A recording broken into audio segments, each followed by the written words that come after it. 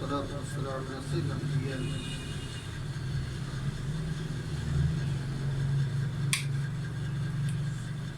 بے ادبانہ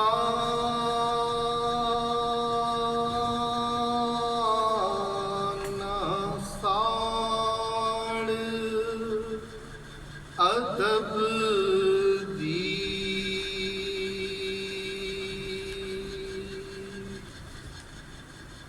گئے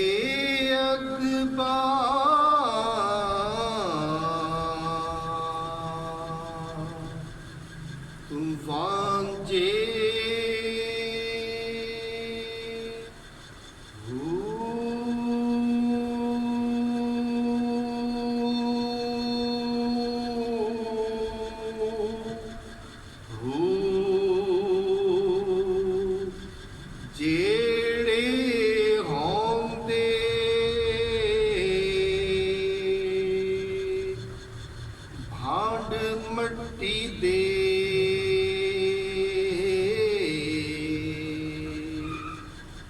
او کدی نہ ہون دے کانجے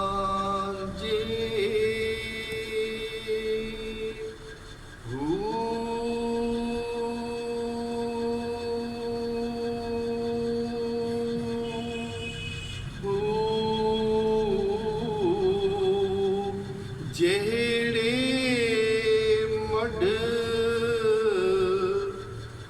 قدیم دے کھیڑے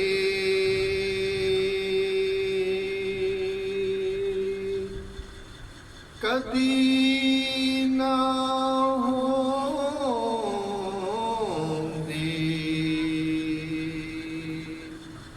رانجھے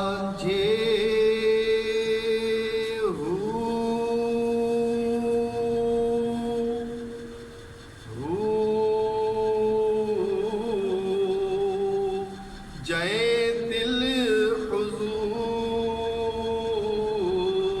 نہ منگیا صاحب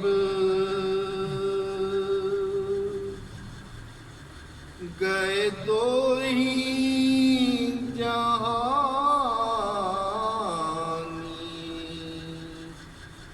وانجے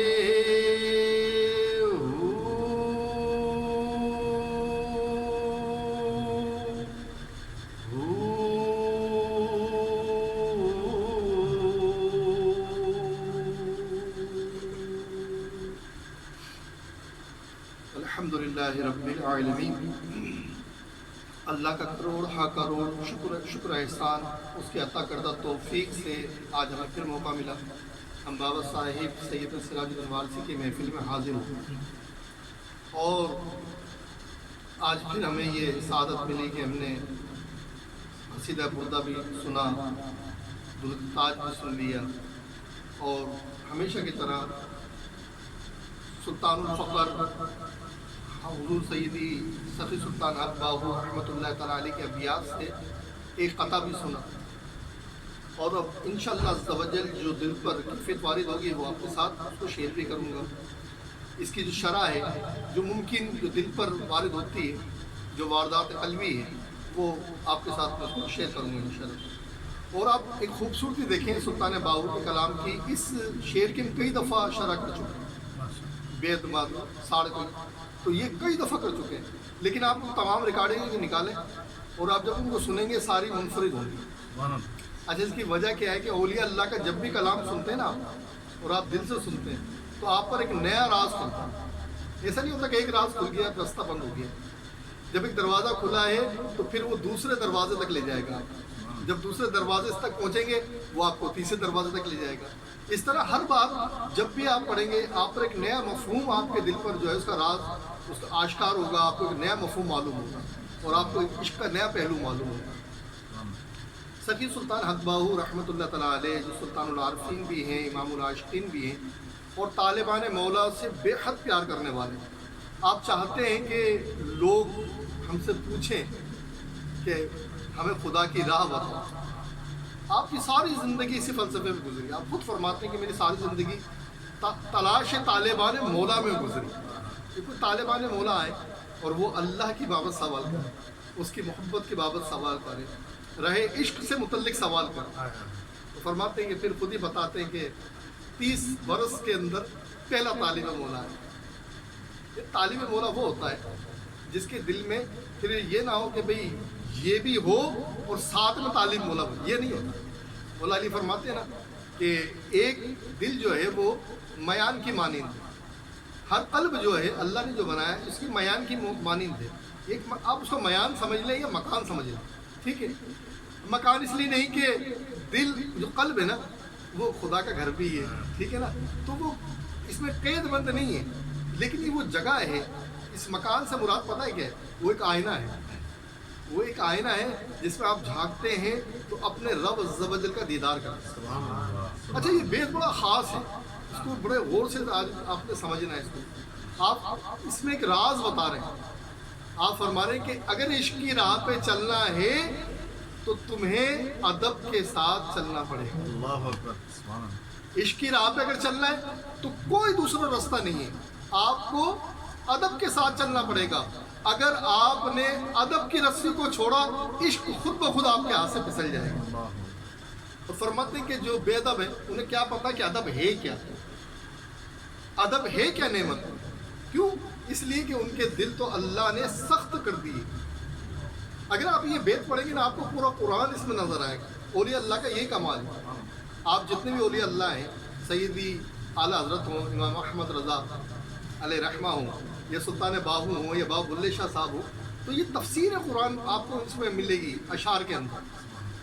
تو فرماتے ہیں جن کے دل اللہ نے ازل میں ہی سخت رکھ دیے وہ کیا جانے ادب کیا ہوتا ہے. ان کے دل تو شقاوت سے بھرپور ہے.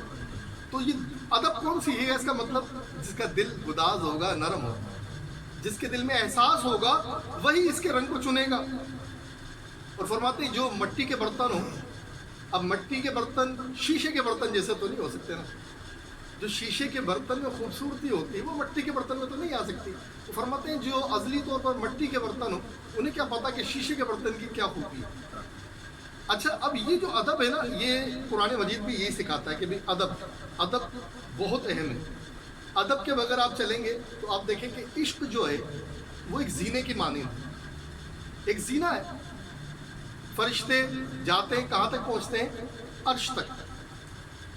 اور سیدنا جبریل امین علیہ السلام سدرۃ المنتہا تک. سدرہ بیری کو کہتے ہیں, اور منتہا یعنی کہ وہ انتہا, وہ نہایت. جس مقام تک سیدنا جبریل امین علیہ السلام پہنچتے ہیں اس کا نام ہے سدرۃ المنتہا, جو جنت المعوا جنت النعیم کے قریب ہے. تو اب یہاں رک گئے کون؟ سیدنا جبریل امین علیہ السلام, جو تمام فرشتوں کے بھی سردار. لیکن اس سے بھی آگے کوئی جائے گا تو اسے جانے کے لیے ایک زینہ, ایک سیڑھی چاہیے, اور اسی سیڑھی کا نام ہے عشق. اچھا اب جب میں اس کو بات کر رہا تھا آپ سے تو میرے ذہن میں بات آئی کہ بھئی سیڑھی پر بندہ چڑھے اور اونچائی کی طرف چڑھے, اونچائی کی طرف چڑھے تو اس کی ریلنگ بھی ہونی چاہیے. بھئی جس اسٹیئر پہ آپ جا رہے ہیں اگر زیادہ اونچائی پہ جائیں گے تو آپ کو ڈر لگے گا نا, خوف آئے گا. اور جب خوف آئے گا تو لازمی بات ہے آپ کے پاس اس کے ساتھ ریلنگ ہونی چاہیے تاکہ کم از کم آپ اس کو تھام لیں. کیونکہ ذرا سا آپ بھٹکے تو کیا ہوگا, اونچائی پہ جانے کے بعد یہاں وہاں کسی کھائی میں گر سکتے. تو باڑ جس کو اردو میں کہتے ہیں, روگ جس کو اردو میں کہتے ہیں, تو وہ لازمی چاہیے سیڑھی کے ساتھ. اب عشق کیا ہوا, یہ ذہن میں کہ دو باتیں ذرا رکھ لیجئے گا کہ عشق کیا ہے, زینہ ہے.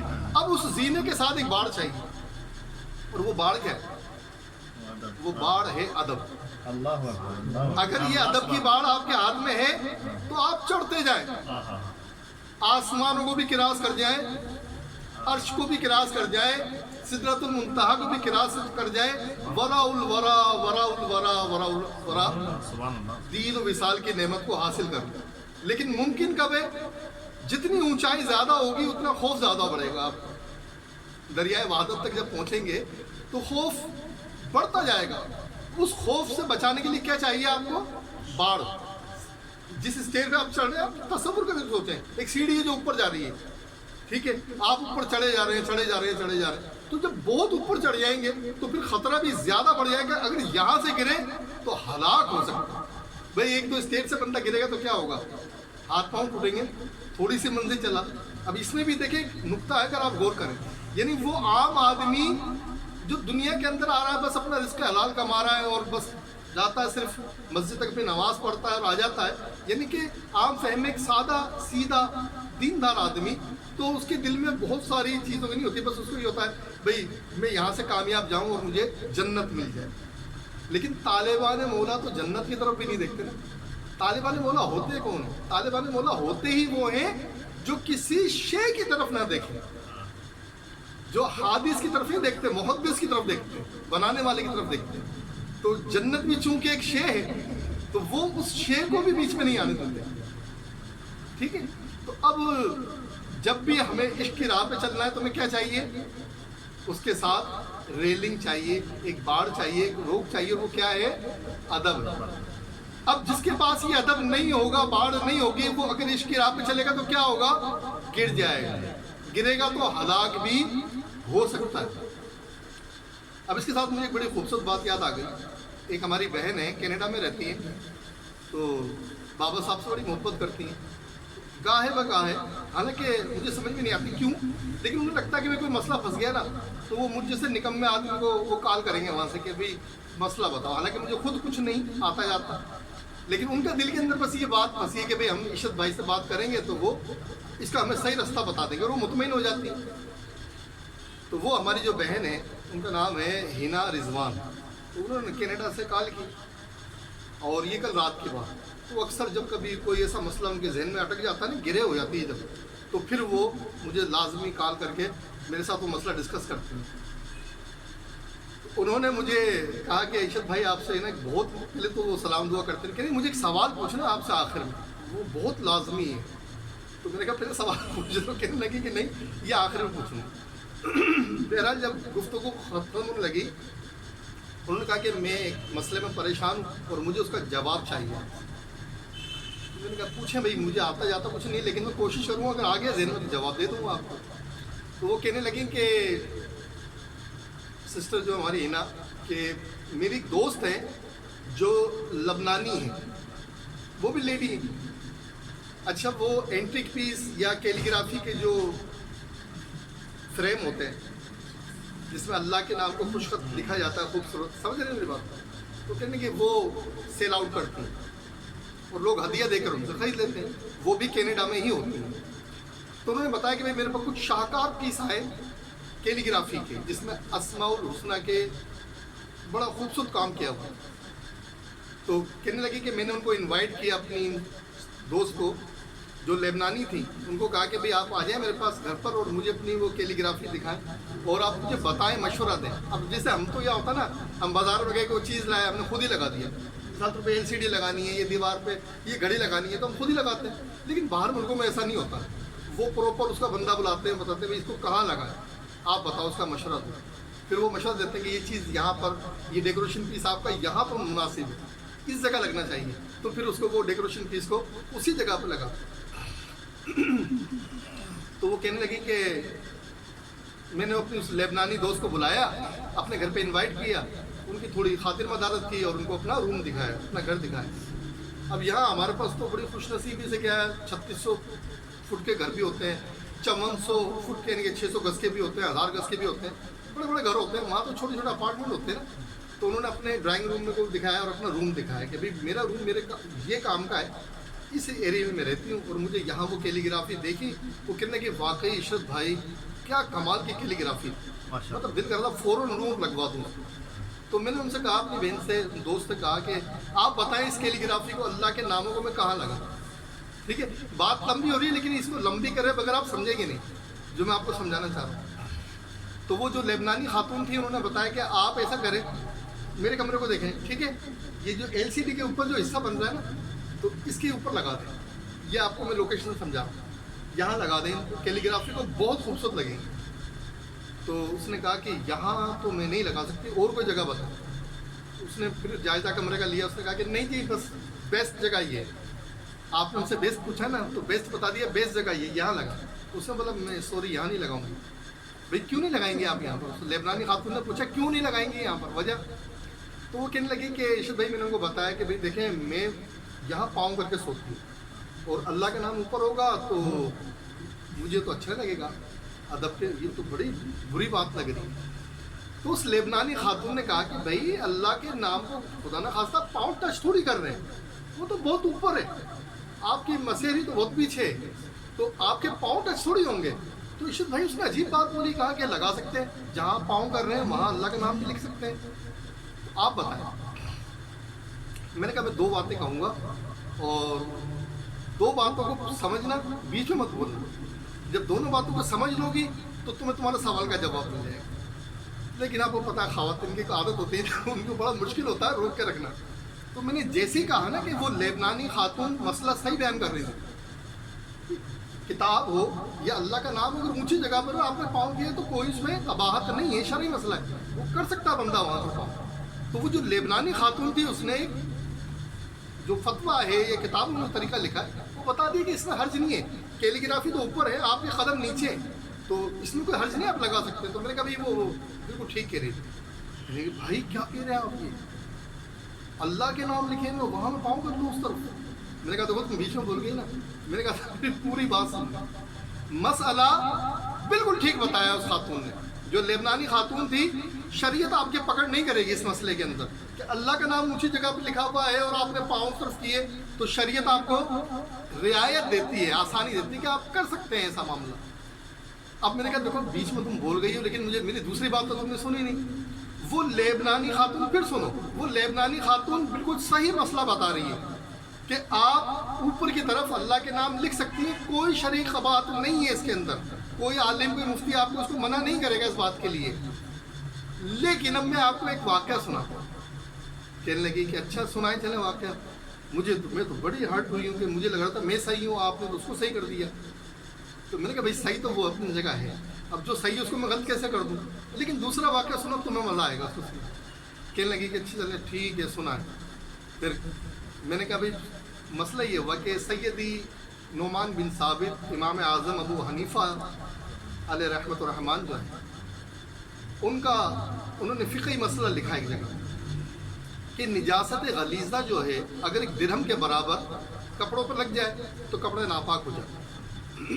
ٹھیک ہے سمجھو آگے آج یہ درہم کیوں ہوتا ہے؟ میں نے کہا بھائی وہ جو ہتھیلی میں پانی آ جاتا ہے یا آپ کی جو ہے نا انگلی اور شہادت کی انگلی اور انگوٹھے کو دبائیں، تقریباً اتنا ایریا بنتا ہے، تقریباً مل کے یہ بھی اتنا ہی بنتا ہے درہم اور یہ بنتا ہے۔ تو کہنے کہ ہاں جی یہ تو سمجھ آ گئی گل۔ تو پھر میں نے پھر یہ کہ بھائی اتنی جگہ اگر جسم کے اوپر کپڑوں کے اوپر نجاست غلیظہ لگ جائے تو اب اس کا دھونا لازم ہے۔ یہ سیدی امام اعظم ابو حنیفہ کا فتویٰ ہے۔ کہنے کی ٹھیک ہے، اچھا بارش کا پانی روڈ پر پڑا ہے، پانی پڑا ہوا ہے، اب ہمیں پتہ نہیں بارش کا ہے کیسا ہے، تو ہمیں کیا حکم ہے؟ سیدی امام اعظم فرماتے ہیں کہ بھائی اس پر آپ کو تحقیق کی ضرورت نہیں ہے، اگر آپ کو پتہ ہے کہ آپ کے سامنے نالی سے پانی آیا کچھ ہوا تو پھر الگ معاملہ ہے، ورنہ بارش میں جو پانی گر رہا ہے وہ پاک پانی ہے تو اس کے چھینٹے لگیں گے تو پاک ہو جائیں گے۔ تو میں نے کہا ایک کتنے مسئلے ہو گئے؟ دو ہو گئے، دو مسئلے بیان ہو گئے نا بات ہی بات کے اندر۔ دیکھو ایک تو کیا ہوا کہ اتنی نجاست لگے جو درہم کے برابر میں، اور تقریباً اتنا بڑا بنتا ہے نہیں کہ سکے کے برابر، اتنی بڑی جگہ بنے گی، تو اتنی نجاست لگے گی تو کیا ہوگا؟ کپڑے ناپاک ہوں گے، اس سے کم لگی تو نماز ہو جائے گی۔ ٹھیک ہے ایک مسئلہ۔ دوسرا مسئلہ یہ کہ جو روڈ پہ پانی پڑا اس کی تحقیق آپ نے نہیں کرنی۔ ٹھیک ہے دو مسئلے سمجھ آ گئے۔ تو اس سے کہ امام اعظم ابو حنیفہ تشریف لے رہے تھے نماز پڑھانے کے لیے، ظہر کا وقت تھا یا عصر کا وقت تھا، اور بچے وہاں کھیل رہے تھے، وہ کوئی کہتے ہیں کسی روایت ہے کہ کوئی کسی نے گیند پھینکی، کوئی چیز پھینکی، یا بچوں کی عادت ہوتی ہے نا جہاں پانی دیکھا وہاں اچھلنا کودنا شروع کر دیتے۔ تو امام اعظم ابو حنیفہ پہ اس پہ کپڑے کے چھینٹے آ گئے، تو آپ جو ہے دریا کی طرف آپ نے رک کیا اور چلنا شروع ہو گئے۔ تو کسی نے پوچھا کہ حضور نماز کا وقت ہے آپ دریا کی طرف جا رہے ہیں؟ کہا کہ میرے کپڑوں پہ نجاست لگ گئی ہے، ٹھیک ہے تو میں دریا کی طرف جا رہا ہوں، ابھی وضو کر کے اس کو دھو کر حصے کو آتا ہوں پھر نماز پڑھوں گا۔ وقت ہے، وہ ہماری طرح تو سسٹم نہیں تھا جو آج کل ہے کہ بالکل اینڈ ٹائم پہ امام صاحب آتے ہیں، مصروفیت زندگی اتنی سخت ہو گئی ہے تو امام صاحب کی زیارت ہمیں جب بھی ہوتی ہے جب 2 منٹ 3 منٹ ہوتے ہیں اکثر مسجدوں، ورنہ بہت سی جگہوں پہ امام صاحب کے لیے بھی آیا۔ تو سیدی امام اعظم ابو حنیفہ نے فرمایا کہ میں اپنے کپڑے پاک کرنے لگا. وہ بندہ جو ہے، اب پہلے کے لوگ نا بڑے علمی لوگ ہوتے تھے، مسئلوں کو سمجھتے بھی تھے، یاد بھی رکھتے تھے. یہ نہیں ہے آج میں ایک بات کر رہا ہوں، پرسوں پوچھوں کہ میں کیا بتا رہا تھا تو بولے جی کوئی درم شرم کا ذکر ہو رہا تھا، باقی کچھ نہیں پتا. اکثر ایسا تو پچھلے زمانوں میں ایسا نہیں ہوتا. لوگ بڑا سفر کر کے آتے تھے، بڑی محنت کرتے تھے، مشقت کرتے تھے اور پھر دین کا علم حاصل کرتے تھے. تو انہوں نے تو آپ کا مسئلہ سنا ہوا تھا. تو کہا حضور آپ کا فتویٰ نہیں ہے اس بات کے اوپر کہ نجاست غلیظہ درہم کے برابر ہو تب کپڑے ناپاک ہوتے ہیں. یہ تو چند چھینٹے لگے اور یہ نجاست غلیظہ ہے یا نہیں، یہ بھی تو آپ کا فتویٰ ہے. یہ بھی تو آپ کا فتویٰ ہے کہ آپ نے یہ گندگی کا گمان کرنا اس کے اوپر. تو کیا یہ آپ کے فتویٰ نہیں ہے، یا آپ نے اپنے فتووں سے رجوع کر لیا ہے؟ بندہ ہوتا ہے نا کسی اپنی تحقیق بات میں کرتا ہے، اس چیز سے رجوع کر لیتا ہے.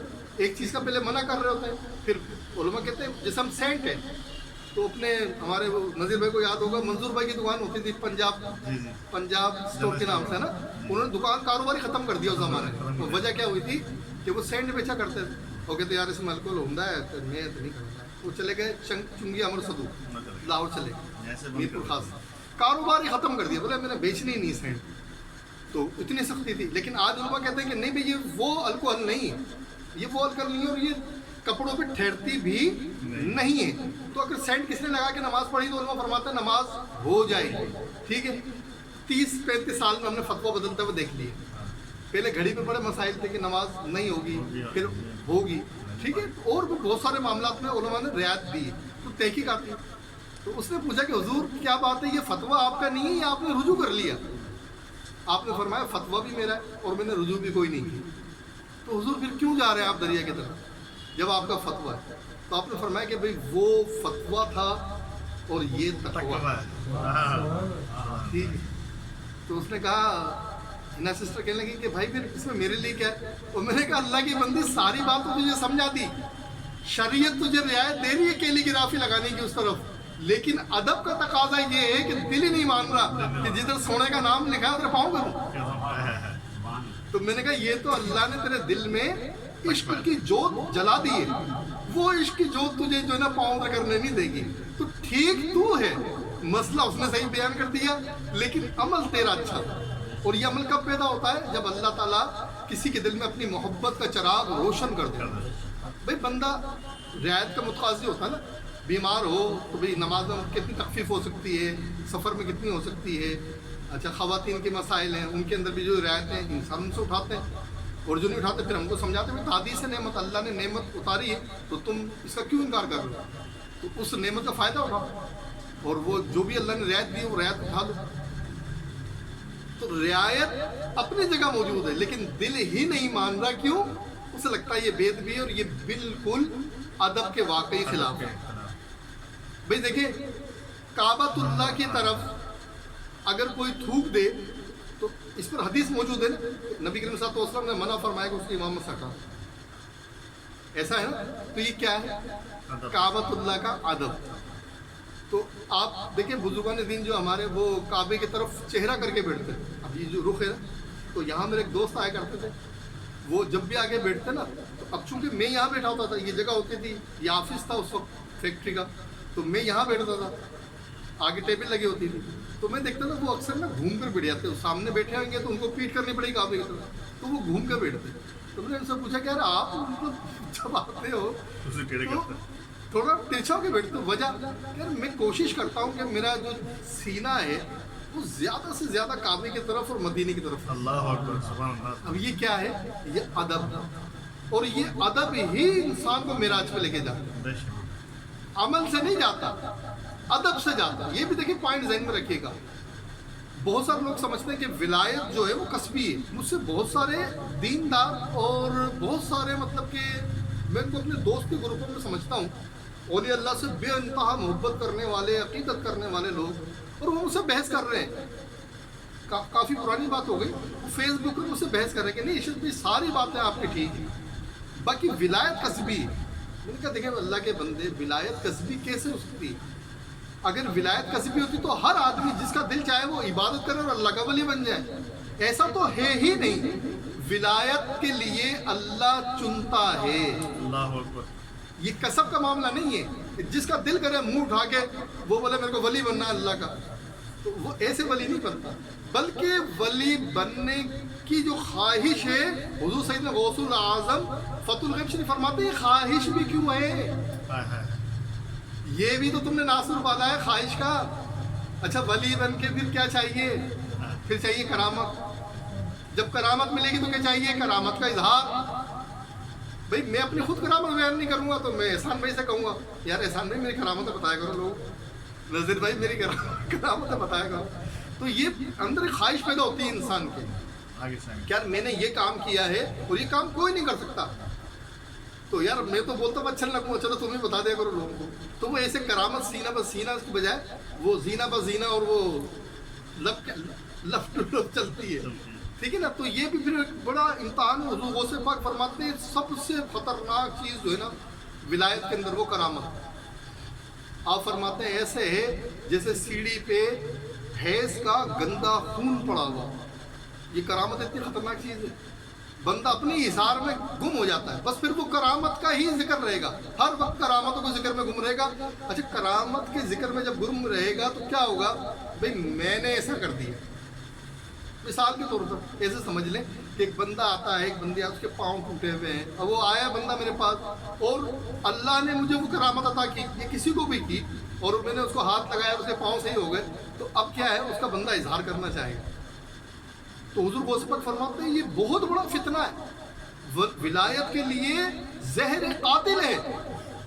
فرماتے ہیں پہلے زینے پر جب کسی کو اللہ کی قربت کی راہ ملتی ہے نا، اور وہ جب ولایت کی سیڑھی پہ قدم رکھتا ہے تو پہلے ہی زینے پر یہ ولایت کا میل پڑا ہوتا ہے. کون سا؟ کرامت کا. اور وہ بندہ اسی پہ رپٹتا رہتا ہے، چلنا جاتا ہے لیکن کیا ہے اس کا پاؤں پھسلتا ہے، وہ اس سے آگے بڑھ ہی نہیں پاتا. تو وہ 10 سال 20 سال 50 سال وہ اسی سیڑھی پہ کھڑا رہتا ہے. جو اس کو مقام حاصل ہو سکتا تھا وہ اس مقام تک نہیں جاتا. وجہ کیا ہوا؟ وجہ یہ ہوئی کہ اندر چور موجود ہے. حالانکہ میں باہر سے کہہ رہا ہوں کہ بھئی مجھے ان چیزوں کی کوئی حاجت نہیں ہے، مجھے ان کی تمنا نہیں ہے، لیکن اندر ہے. حضور سیدی سخی سلطان کو فرماتے ہیں اے چور اندردہ ہوں، یہ اندر بیٹھا ہوا ہے، یہ وہ آپ کو آگے بڑھنے ہی نہیں دے گا. پھر آپ فرماتے ہیں کہ اللہ پاک کے اب دیکھیں اس کا تو کوئی محل نہیں ہے، اس کا کوئی خیمہ ایسے ظاہر طور پر اس کا کوئی خیمہ نہیں ہے، لیکن ہے یہ جو ہمارا گھر ہوتا ہے یہ محتاج ہوتا ہے، اس کے لیے بنیاد چاہیے. ٹھیک ہے، اس کے لیے بنیاد چاہیے، اسٹرکچر چاہیے. اچھا خیمہ کبھی آپ نے دیکھا کوئی خیمہ بغیر رسیوں کے جو بن جائے؟ بنتا ہی نہیں. جب بھی خیمہ باندھیں گے آپ اس کو رسیوں سے باندھیں گے کہ بھی خیمہ اڑ نہیں جائے، یہ ہوتا ہے. لیکن یہ جو دل کے اندر خیمہ لگا ہوتا ہے نا اس میں رسی وسی کوئی نہیں ہوتی. اور مرشد کا کام کیا ہوتا ہے؟ اس خیمے تک بندے کو پہنچانا. اپنے مرید کو طالب جو سچا سچا ہو اس کا ہاتھ پکڑے اور بولے جا اور دید کر اور وصال کے مزے اور قربتوں میں گم ہو جا. تو سب سے اہم چیز جو ہے وہ ایک ادب ہے.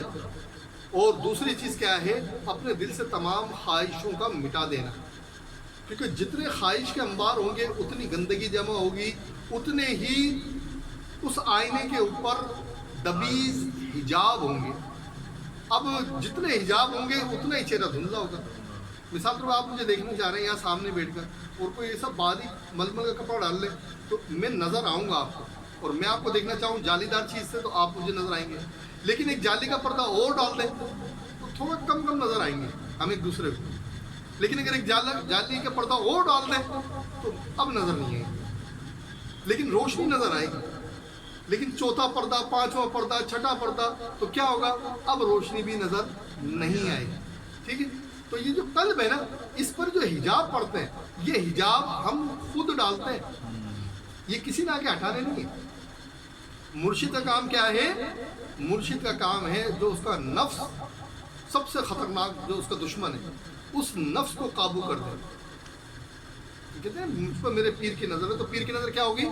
اس کے نفس کو جو شکل امارہ میں ہے تو وہ لوامہ میں بدل دے گا. لوامہ میں ہے تو ملہمہ سے بدل دے گا، ملہمہ میں ہے تو اس کو مطمئنہ سے بدل دے گا، مطمئنہ میں ہے تو راضیہ پہ، مرضیہ پہ، صافیہ پر کہیں نہ کہیں اس کو بدل دے گا۔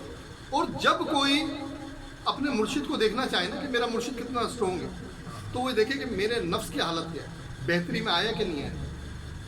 سیدی سخی سلطان اکبر فرماتے ہیں بس یہ طریقہ، نفس جو ہے وہ قابو میں آنا چاہیے۔ تو اگر نفس قابو میں آ گیا تو سب کچھ قابو میں آ گیا، اور اگر نفس قابو میں نہیں ہے تو اندر چاہتوں کے جو اس نے تھان کھولنے نا، وہ بولے گا یہ بھی لو جی، یہ بھی لو، یہ بھی دیکھو، یہ رنگ بھی دیکھو، تو اتنے تھان آپ پہ ڈال دینا اس نے کہ آپ نے نظر ہی کچھ نہیں آنا، اور جب نظر نہیں آنا تو آپ کے ساتھ کوئی نہ کوئی گھٹنا گھٹ جائے گی۔ تو سب سے اہم چیز ادب ہے، اور اس ادب کو کسی بھی حالت میں نہیں چھوڑنا۔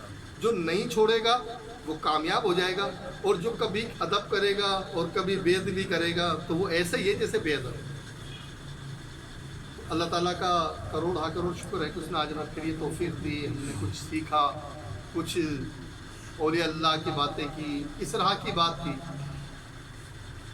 تو اللہ تعالیٰ کی بارگاہ میں یہی دعا ہے کہ وہ ہمیں اس پر راہ پر استقامت بھی عطا فرمائے، اور یہ جو ہم سنتے ہیں نا باتیں، یہ ہمارے دل میں بٹھا دیں، اور پھر ایک دن ایسا ہے کہ ہم بھی اس خیمے کے باہر ہوں اور پھر اندر سے بلاوا آئے۔ حضور بس پاک فرماتے ہیں نا، محل پاک کے باہر کھڑے ہو جاؤ اور تمنا دل سے نکال دو۔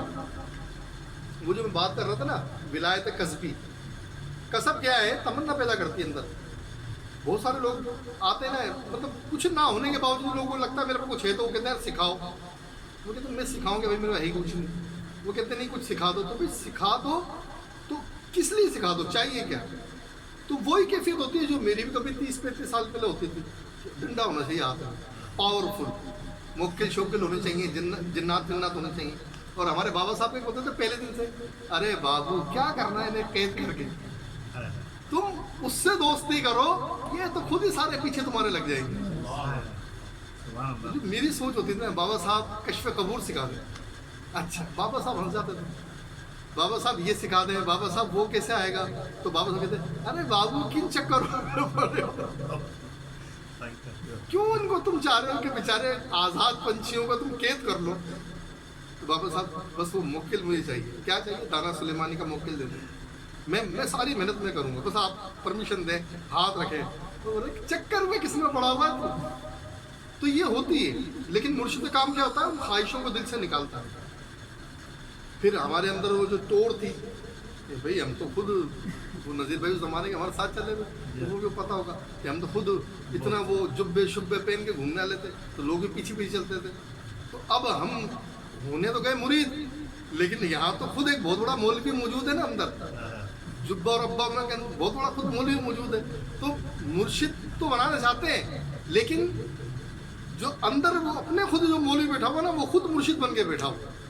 کیوں؟ ہم تو خود بہت بڑی توپ چیز کہ ہم جہاں جائیں گے وہاں رش لگ جاتا ہے، تو ہمیں تو کسی کی ضرورت نہیں ہے، ہمیں تو سیفٹی چاہیے۔ تو انہوں نے پہلے وہ گندگی اتاری، کیسے اتاری؟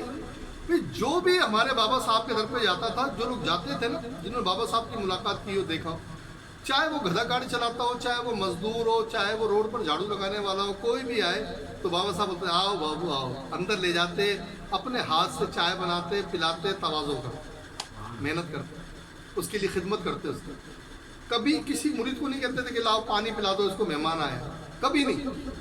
ہمیں یاد نہیں ہے کہ ہم نے کسی مہمان آئے ہوئے کو چائے بنا کر دی اپنا ہاتھ سے۔ بابا کہہ رہے بابو ہمارا مہمان آیا، ہم بنا کے پلائیں گے۔ یہ اولیاء اللہ کی شان ہوتی ہے۔ اب ہمارے کو بہت کچھ سکھا رہے تھے۔ تو گدھا گاڑی چلانے والا بھی اندر، اچھا اس وقت بھی ہماری چھوٹا موٹا کاروبار تو تھا، آئل ملیں بھی تھی، پیسے مطلب تھوڑے چھوٹے موٹے پیسے والوں بھی گنے جاتے تھے۔ اب ایک تو وہ پیسہ بھی تھا، پھر علمی طور پہ ایک کیڑا بھی تھا کہ ہم کچھ ہیں، اور پھر جہاں جاتے تھے تو بالکل ٹاپ میں اوپر چلے جاتے تھے، جہاں ان کے ساتھ بھی کام کیا اوپر ٹاپ پر جا کر کام کرتے تھے۔ تو خود اتنے سارے اندر بت جمع تھے، تو ان بتوں کو توڑنا تو لازم تھا۔ تو کیا کیا بابا صاحب نے؟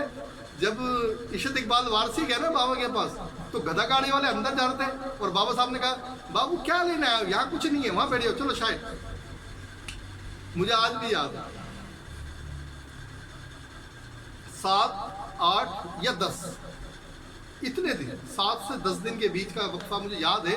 وہ مٹی کی چبوتری پہ بابا صاحب بٹھا دیتے، بابو وہاں بیٹھے ہو، ہمارے کو کچھ نہیں ہے، اور وہ جو گدھا گاڑی والے آتے مزدور آتے بابا صاحب ان کا ہاتھ پکڑتے اور آستانے شریف میں لے آتے. تکبر توڑنا تھا تو کیا تھا کہ اندر وہ جو بت اتنے سارے بنے تھے نا, تو تم ہو کیا چیز, باہر بیٹھو چلو, کچھ نہیں ہو تم. اللہ. تو اس طرح سے جو اولیاء اللہ ہے نا, وہ اپنے مریدوں کی اصلاح بھی کرتے ہیں اور ان کی تربیت کا سامان بھی کرتے ہیں. بالکل بالکل. کیونکہ یہ بت نہیں ٹوٹے اور آپ باہر سے کتنی ملمت سازی کر لو وہ کسی کام کی نہیں. تو سب کچھ آپ کی رائے گا ہو جائے گی, سب کچھ ضائع ہو جائے گی. ہاں ہاں. آج نہیں ہوگی تو کل ہوگی. وہ کبھی نہ کبھی تو بت چیخے گا, چلائے گا, شور کرے گا, اور پھر ایک نہ ایک دن وہ ایسی کوئی بات کر جاتا ہے کہ وہ راندہ درگاہ ہو جاتا ہے. اللہ تعالیٰ ہمیں ہمیشہ محفوظ رکھے آمین. اور ان محفلوں سے مستفیض رکھے. آمین. یہ جو عارفانہ باتیں ہیں نا, مطلب ہم کوشش کرتے ہیں کہ عارفوں کی بات کریں. میری بات تو کوئی, میں اپنی بات کو نہیں کہہ رہا کہ عارفانہ باتیں ہیں, لیکن ہم عارفوں کی بات کرتے ہیں اور کوشش کرتے ہیں ان باتوں کو سمجھیں. تو آپ یقین کیجئے, خدا کی قسم کھا کے کہتا ہوں, یہ بہت بڑی نعمت ہے. نہیں سمجھنے میں برکت. یہ بہت بڑی نعمت ہے. کیوں؟ اس پر حدیث بھی شاہد ہے. اللہ کا عارف وہی بن سکتا ہے جو خود کا عرفان رکھتا ہو. جو بولے نا کہ میں عارف ہوں, بہت سے لوگ کہتے ہیں کہ بھئی وہ اس کا ضمیر جو ہے وہ روشن ہو گیا ہے, وہ سب کچھ جانتا ہے, سب کی خبر ہوتی ہے, لیکن اتنی بے خبری ہوتی ہے کہ اپنی خبر نہیں ہوتی. اپنی خبر. تو جو خود سے بے خبر ہو وہ عارف نہیں ہو سکتا. میں کہوں گا جھوٹا ہے وہ آدمی جو کہے نا مجھے, میں اللہ کو جانتا ہوں, اور میں پوچھوں کہ تو اپنے آپ کو جانتا ہے, تو نے اپنے آپ کو دیکھا ہے کبھی, اور وہ کہے کہ نہیں دیکھا, تو میں کہتا ہوں جھوٹا ہے یہ آدمی. یہ بندے کو غلط لائن پہ لگا رکھا ہے. یہ طالب مولا نہیں بننے دے گا کبھی بھی اس کو. تو کیا ہوگا, بہت سے لوگ ہوتے ہیں نیکی کی طرف چلا رہے ہیں, تو اسے بندہ جنت کا حریص تو بن جائے گا, رب کا حریص نہیں بنے گا. اس کے دید کا مشتاق ہو کہ وہاں تو جا کے مل ہی جانا ہے. اصل کام تو یہ تھا کہ بھیجا کس لیے تھا کہ تم جاؤ ایسی جگہ میں جہاں تمہیں وہ چیز اپنی طرف کھینچے گی, اور تمہیں اس طرف نہیں جانا, تمہیں مجھے تلاش کرنا. ٹھیک ہے. تو اللہ تعالیٰ کی بارگاہ میں دعا کہ اللہ تعالیٰ ہمیں اس پر استقامت عطا فرمائے اور ہمیں رجت سے بچائے. آمین. آمین آمین آمین بجائے نبی الامین صلی اللہ تعالیٰ علیہ وسلم.